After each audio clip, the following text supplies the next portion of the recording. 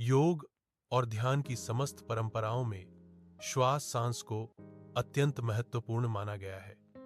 श्वास ही जीवन है, श्वास ही प्राण है और प्राण ही चेतना का सेतु है। उपनिषदों में कहा गया है, प्राणो ही भूतानाम आयुः, अर्थात प्राण ही समस्त प्राणियों का जीवन है। जब साधक सांसों पर ध्यान लगाता है तो वह बाहरी संसार से हटकर अपने भीतर की यात्रा आरंभ करता है।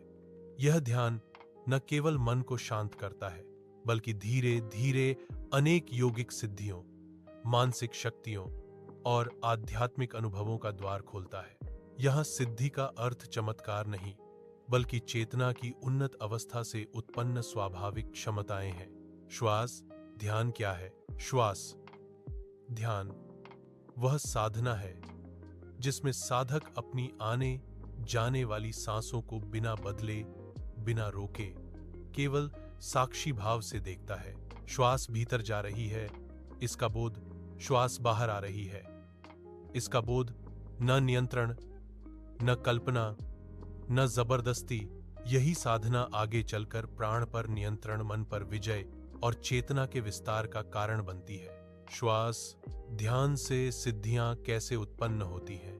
पतंजलि योग सूत्र में कहा गया है कि जब प्राण स्थिर होता है तो मन स्थिर होता है, और जब मन स्थिर होता है तब अवचेतन की शक्तियां जागृत होती हैं, संस्कार शुद्ध होते हैं, चक्र सक्रिय होते हैं, अंतःकरण निर्मल होता है। यही भूमि सिद्धियों के प्रकट होने की होती है। 1. मन पर नियंत्रण की सिद्धि। यह श्वास ध्यान से प्राप्त होने वाली पहली और सबसे महत्वपूर्ण सिद्धि है। अनुभव। विचारों की गति धीमी हो जाती है, अनावश्यक सोच समाप्त होने लगती है, मन आज्ञाकारी बनने लगता है। परिणाम: क्रोध, भय, चिंता पर नियंत्रण, नकारात्मक आदतों का क्षय, मानसिक स्थिरता। शास्त्रों में इसे चित्त जय कहा गया है। 2. एकाग्रता, धारणा सिद्धि। लगातार सांसों पर ध्यान से धारणा शक्ति अत्यंत तीव्र हो जाती है। संकेत: घंटों बिना विचलन ध्यान में बैठ पाना। पढ़ाई, कार्य, साधना में गहरी एकाग्रता, मन का इधर उधर न भागना। लाभ: विद्या में प्रगति, स्मरण शक्ति में वृद्धि, निर्णय क्षमता का विकास। यह सिद्धि साधक के जीवन को व्यवस्थित बना देती है। 3. प्राण नियंत्रण सिद्धि, प्राण जय। जब श्वास पर ध्यान गहरा हो जाता है तब साधक को प्राणों की गति का बोध होने लगता है। अनुभव: शरीर में ऊर्जा का प्रवाह, रीढ़ में कंपन या ऊष्मा, श्वास का सूक्ष्म हो जाना। फल: रोग प्रतिरोधक क्षमता बढ़ना, थकान का नाश, दीर्घायु का आधार। यह सिद्धि आगे चलकर कुंडलिनी साधना का द्वार खोलती है। 4. भावनाओं पर विजय। श्वास ध्यान से साधक की भावनात्मक प्रतिक्रिया शक्ति नियंत्रित हो जाती है। परिवर्तन: दुख में भी संतुलन, अपमान में भी शांति, प्रशंसा में अहंकार नहीं। यह सिद्धि देती है भावनात्मक परिपक्वता, संबंधों में मधुरता, आंतरिक स्थिर आनंद। यह स्थिति स्थित प्रज्ञ अवस्था कहलाती है। 5. अंतर्ज्ञान, इंट्यूशन की सिद्धि।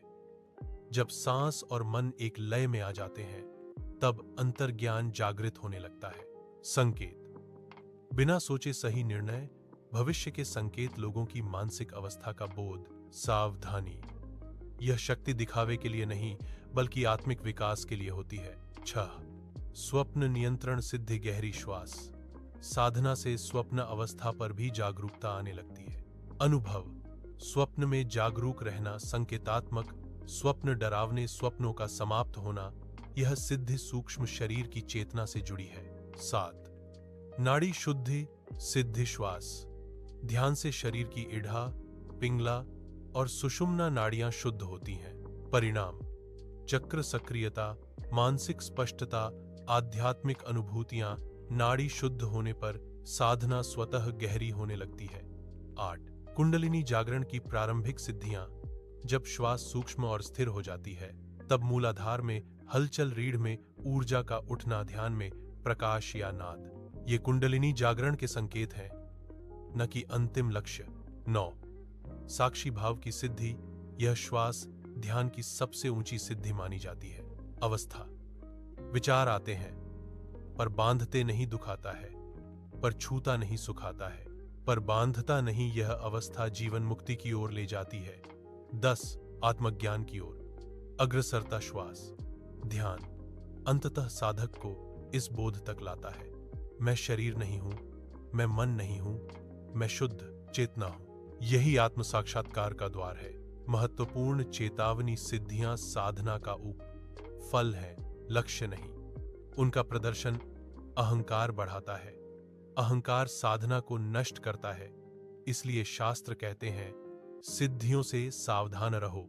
निष्कर्ष, श्वास प्रश्वास पर ध्यान एक अत्यंत सरल लेकिन गहन साधना है। इससे मिलने वाली सिद्धियां मन की शांति, चेतना का विस्तार, आत्मिक बल और अंततः आत्मज्ञान। यदि साधक नियमितता, धैर्य और शुद्ध भावना से श्वास ध्यान करता है तो जीवन स्वयं साधना बन जाता है।